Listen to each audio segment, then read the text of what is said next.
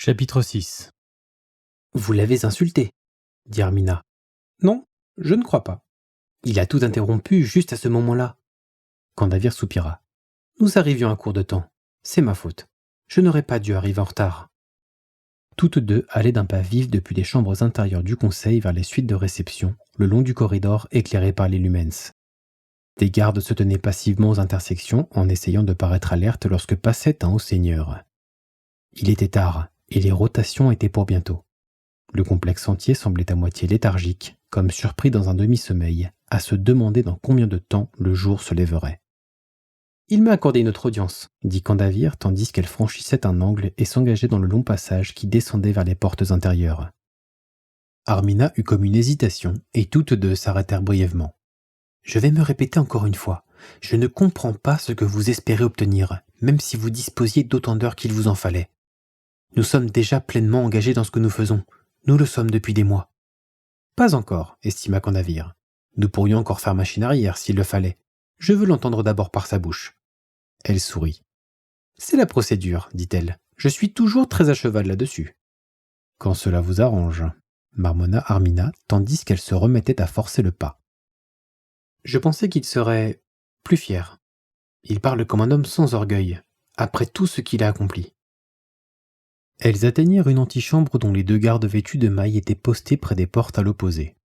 Candavir fit un geste, et il les lut ouvrir, révélant un salon confortable, tout en étoffe fine, sous un éclairage doux. De longs canapés flanquaient une table vernie, sur laquelle reposait une tasse de recaféiné à moitié bu et un apéron couvert de miettes. L'homme assis sur le divan de gauche n'avait pas l'air d'avoir la bonne taille pour sa tenue. « Ophar, dit Candavir en s'empressant d'aller à lui pour lui prendre les mains. Vous êtes de retour. Chaque fois que vous partez, je... » L'homme sourit en acquiesçant. « Ah, et compte des doigts. Ne vous en faites pas. Cela valait le déplacement. » Armina alla d'un air guindé s'asseoir en retrait près d'un des murs et les gardes refermèrent les portes. Candavir s'installa en face d'Ophar en soulevant ses longues jupes. « Dites-moi tout. » Il alla chercher dans sa robe la plaque de données et la lui tendit. « Il y a tout là-dedans. Je vous conseille de la lire si vous souhaitez vous endormir. Au cas où vous voudriez éviter, voilà les deux choses que vous avez besoin de savoir. » Armina leva discrètement la main à son col et activa un brouilleur déflecteur clandestin. Il était peu probable, mais pas impossible, que des appareils d'écoute aient été posés dans les chambres du Conseil des Hauts-Seigneurs. Durant sa courte existence, l'administration civile de l'Imperium était devenue presque aussi paranoïaque que la branche militaire. La seule trace de sa précaution fut un léger chuintement dans l'atmosphère filtrée. « D'abord, dit Ophar, l'observation de la tour et des remparts intérieurs. Vous aviez raison. Les custodiens se retirent des itinéraires de patrouille principaux et se concentrent sur le complexe du Sénatorum. Je n'ai pas pu en suivre beaucoup, mais il me semble qu'ils se dirigent quelque part en souterrain. Littéralement, sous le relief.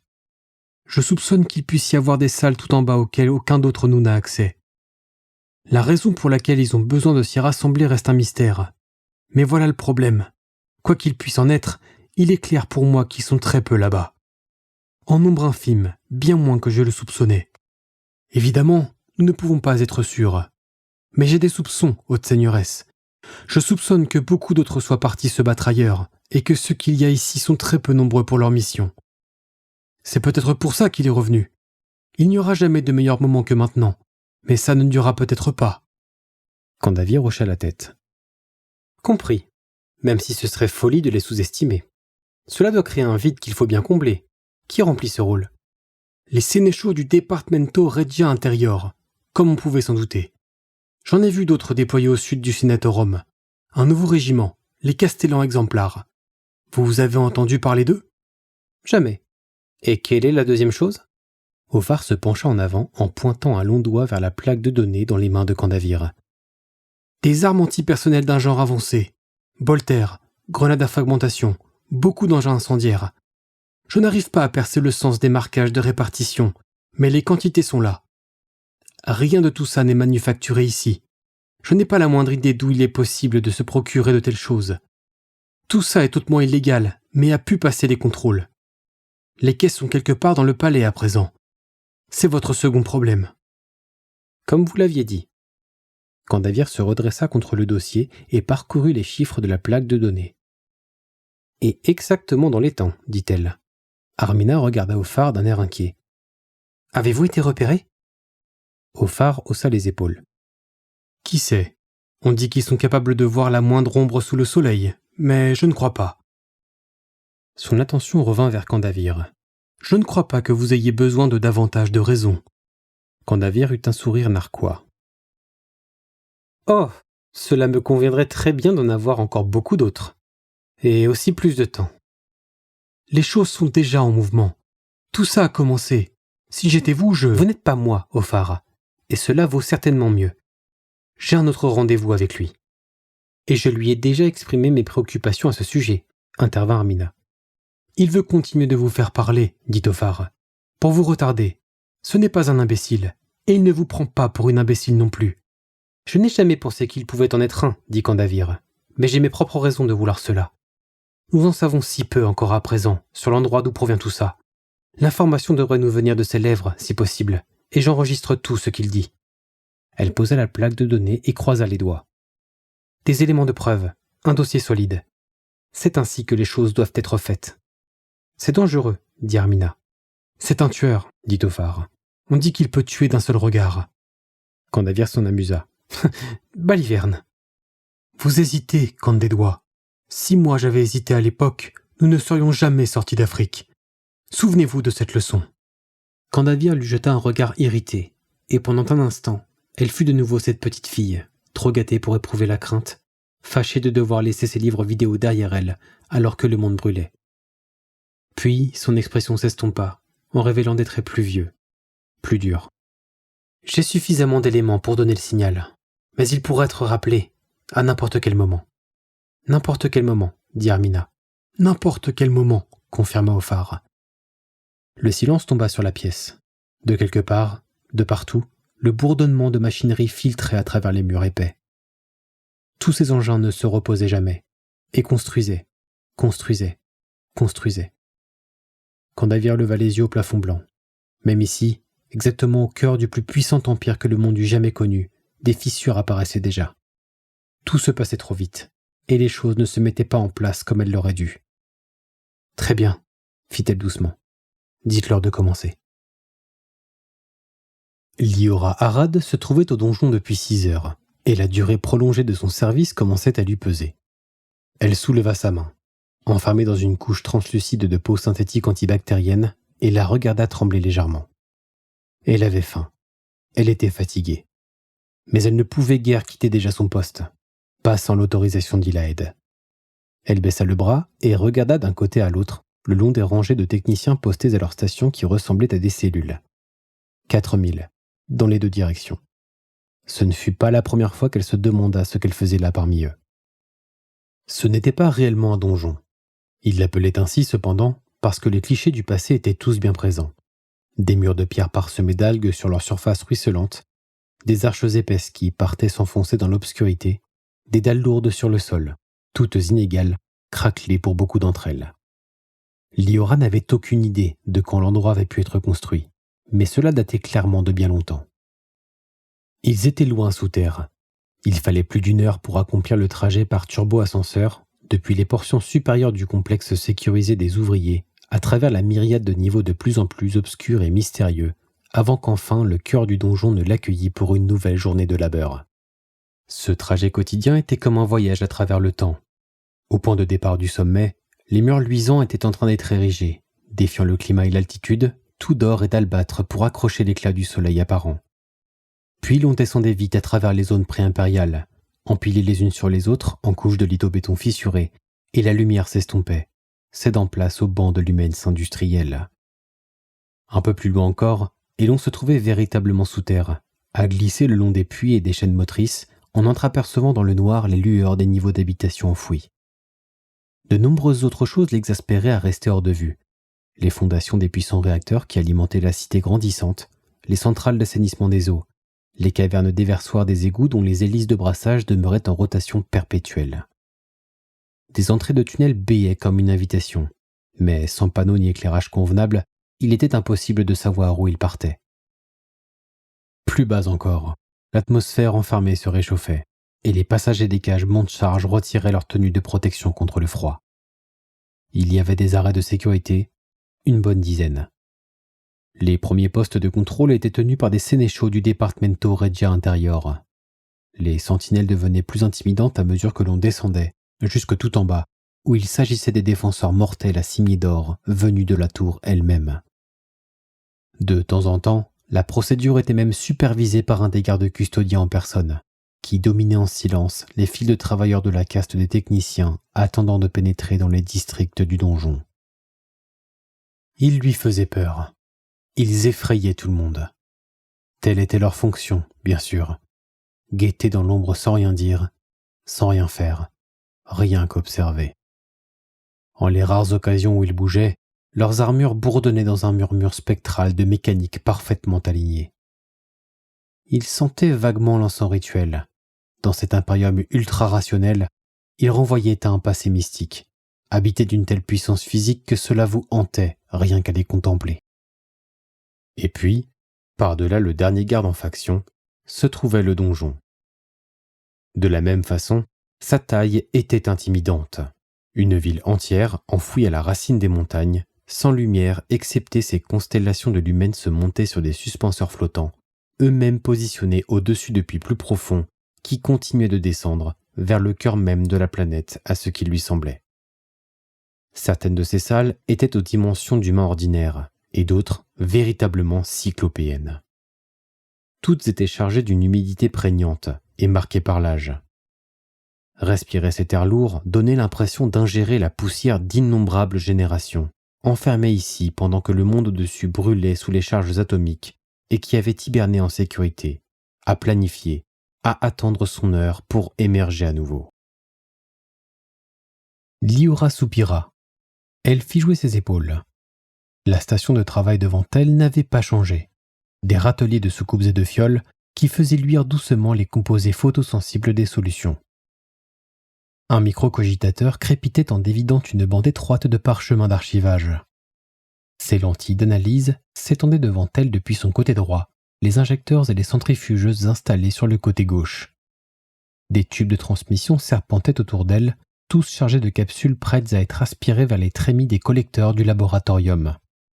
Des bras mécaniques tressaillaient au-dessus des têtes, suspendus aux rails qui couraient dans la longueur de la salle résonnante, parés à soulever les fardeaux et à les emmener en tressautant au fil des longs tracés vers les incubateurs. Tout autour d'elle, les techniciens s'activaient. Leurs dos étaient voûtés, leurs mains occupées, leurs visages cachés derrière des grappes réfractrices de lentilles grossissantes. L'électricité statique faisait bourdonner les transistors en s'en allant de temps à autre par-dessus les allées et illuminait brièvement les voûtes d'un noir de charbon. Tout cet espace empestait l'ammoniaque, celui des volutes de vapeur qui s'élevaient des récurreurs d'atmosphère. Liora baissa de nouveau les yeux sur la soucoupe posée devant elle, maintenue en place par des pattes de cuivre, serties d'une douzaine d'injecteurs calibrés et de bulbes sensoriels. Liora en envisagea le contenu, ses défauts et ses vertus, et ce qui pouvait être fait des premiers tout en préservant les secondes. Elle restaura la couche amniotique en prévision d'y faire courir à nouveau la charge électrique.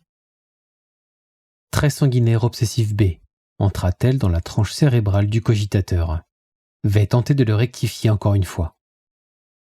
Avant qu'elle ne pût abaisser la manette, l'oreillette rattachée à sa tempe réceptionna une impulsion. Elle eut la réaction d'envisager de l'ignorer, car sa recherche en était à un stade délicat, mais se souvint de ce qui était en jeu. Elle annula l'injection, sortit les électrodes hors du précurseur de la solution et aspergea la soucoupe de réfrigérant. Puis elle écouta la transmission sécurisée. « J'ai reçu votre requête », lui parvint la voix ténue d'Ilaed. « Très bien, s'il le faut, mais dépêchez-vous. » Il avait donc accepté. Parfait. Cela ne lui avait pas semblé gagné d'avance. « Absence en cours », renvoya-t-elle par voie de réponse, et elle s'écarta de son poste en poussant des deux mains. Il lui fallut quelques instants pour découpler ses branchements neuraux, puis elle s'en fut en marchant le long de l'allée, ses chaussures cliquetant sur le sol de pierre. Personne ne la regardait partir. Les centaines de visages alignés demeuraient fixés sur leur poste, éclairés d'en dessous par des taches lumineuses pâles. Les seuls sons étaient les grattements des autoplumes, le cliquetement des machines, le bouillonnement discret des tubes amniotiques. L'atmosphère était empreinte de révérence, presque religieuse. Quelle ironie, se dit-elle. Liora atteignit la porte extérieure, se soumit au balayage de sécurité, puis alla aux douches à pulsation pour y laisser son équipement de protection et enfiler son uniforme standard. Comme chaque fois, peler le synthéderme antiseptique de sur ses mains laissa la sienne gonfler et blême. Elle s'avança à travers les scanners, pressa le bout de son doigt contre le lecteur phéromonal, attendit patiemment la piqûre de l'échantillonnage sanguin. Puis elle fut dehors, toujours à l'intérieur des confins du donjon, mais par-delà le périmètre d'acier clos qui protégeait les salles où le travail véritable s'effectuait. Les gardes étaient encore nombreux, comme ses homologues techniciens, mais le niveau de surveillance redescendit d'1 degré. Elle leva la tête vers les rangées d'étendards frappés du Raptor Imperialis qui pendait d'un air apathique dans l'air moite. Cela finissait par vous user d'être enfermé en permanence, sans jamais voir le ciel. Elle avait entendu des histoires de techniciens devenus fous que des agents de surveillance avaient dû traîner dehors et que plus personne n'avait jamais revu. Elle-même s'était demandé à quel point il aurait été facile de simuler une crise, rien que pour voir où finissait tout le personnel exténué. Bien sûr, elle servait un but plus grand désormais, et cela rendait la monotonie supportable. Elle marchait d'un pas assuré, car le moyen le plus rapide d'attirer l'attention sur elle aurait été de laisser transparaître une quelconque inquiétude. Graduellement, l'affluence se fit moins prononcée. Son chemin l'emmenait vers les dépôts de stockage inférieurs où, de plus en plus, les adeptes de chair et de sang étaient dépassés en nombre par les pesants chariots à fourches guidés par leurs tranches de programmation. Certains de ces espaces étaient immenses et l'on n'en discernait pas le plafond depuis le sol. L'accès à certains autres était interdit, scellé par de lourdes portes anti-explosion. L'ensemble baignait dans la paranoïa et le mystère, une cité souterraine des secrets. Elle parvint à destination. Une porte en métal des plus banales, assortie de la panoplie ordinaire des joints étanches et d'appendices dédiés aux scans rétiniens.